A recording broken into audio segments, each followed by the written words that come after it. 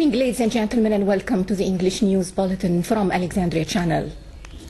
Interim President Councillor Adli Mansour arrived this afternoon to Saudi Arabia on his first official visit abroad since he took over in July. He will have talks with King Abdullah bin Abdulaziz, the custodian of the two holy mosques. Talks which will be attended by the Crown Prince and the Defense Minister will deal with bilateral relations, means of expanding joint cooperation in all fields, stressing the importance of expanding economic cooperation through increasing Saudi investments in Egypt. Saudi Arabia was the first country to recognize the June 30 revolution and extended massive support for Egypt. Meanwhile, President Mansour will arrive in Amman tomorrow for talks with King Abdullah II. Talks will deal with bilateral relations and activating economic and commercial cooperation. The Jordanian monarch had visited Egypt on July 20, 2013. He was the first leader to visit Egypt after the June 30th revolution. That visit, experts say, reflected Jordan's support for Egypt during the interim period. 3 attacks hit Egypt this morning in Cairo, Ismailia, and the South Sinai. 5 Egyptian army personnel, 1 officer, and 5 soldiers were killed this morning in an attack by gunmen on any army patrol near the Suez Canal city of Ismailia, security officials said. Shortly afterwards, in the southern Sinai town of Tur, 2 were killed and 48 injured in a massive car bomb explosion targeting security headquarters. Meanwhile, in southern Cairo's upscale district of Maadi, armed assailants attacked with RPGs an uplink telecom facility used to air channels on Egypt's Nilesat satellite. The attack reportedly caused limited damage to some of the satellite dishes at the site. No casualties resulting from the attack have been reported so far. Deadly clashes erupted in Cairo yesterday as pro-Morsi marchers protesting against the military headed to Tahrir Square, where thousands were celebrating the 40th anniversary of the 1973 war against Israel and voicing support for the army. Confrontations also took place outside the capital, with the death toll rising to 51. At least 375 were injured. According to Health Ministry official Khalid Al-Khatib, most of the casualties were killed in Cairo and Giza, while Bani Suef and in Delga in Al-Minya saw deaths too. Egypt's interim Interior Ministry said it arrested 423 people in Cairo, Giza, Alexandria during the clashes. Egypt's army chief and the defense minister Abdel Fattah al-Sisi vowed yesterday to continue fulfilling the people's mandate to confront terrorism. We are responsible before God to continue fulfilling the mandate. We will protect Egypt and the Egyptians. This is a promise, al-Sisi said in a speech marking the 40th anniversary of the 1973 Arab-Israeli war at Cairo's Air Defense Stadium in the late hours of yesterday.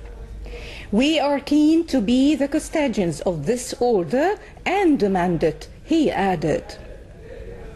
In his speech, Sisi spoke in an emotional tone to underline the Egyptian people's relationship with the army. He affirmed that the military is as strong as the pyramids because of the people. The people have always supported the army over the years. The army is willing to sacrifice the lives of its members for the good of the people.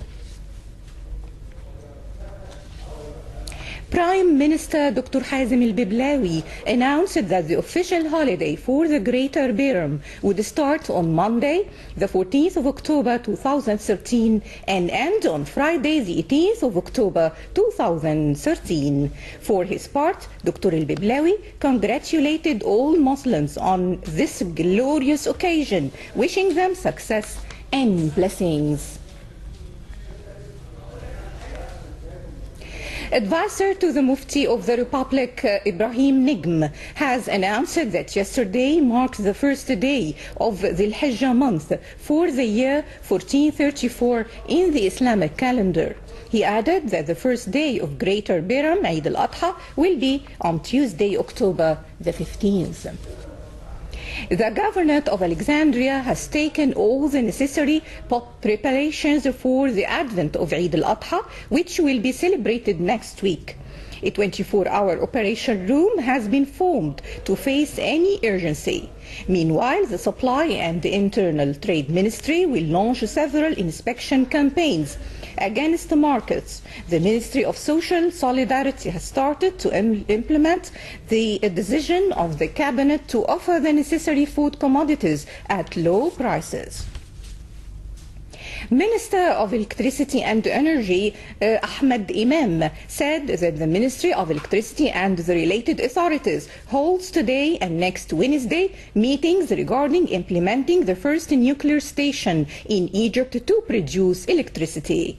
Imam affirmed that the first meeting is held under the auspices of the armed forces to review documents of the arguments relevant to handing over the site of Ad-Dab'a to the Ministry of Electricity and Energy. Attending the meetings are Matruh Governor and the residents of the area of Ad-Dab'a, as well as top officials of the Nuclear Station Authority. Regular opening hours of Bibliotheca Alexandria was resumed as Monday, the 7th of October 2013 from 10 a.m. to 4 p.m. The BA was closed to public on Sunday, the 6th of October 2013 on the occasion of Armed Forces Day. And finally, a look at tomorrow's weather forecast. Moderate weather is expected to prevail. Wind direction is northwest at speed ranging from 15 to 30 kilometers per hour. Visibility extends from 6 to 10 kilometers. The sea is moderate and wave height ranges from 1 to 2 meters. Expected temperatures for tomorrow in some cities: Alexandria high of 24, low 19, Bahira 25, 18, and finally Matruh high of 23 and low 18. That's all for tonight, ladies and gentlemen. Thank you for following. Now back to my colleague Mohammed Abu Naga and the program Alexandria Today. This is Wafاء, البنا saying goodbye.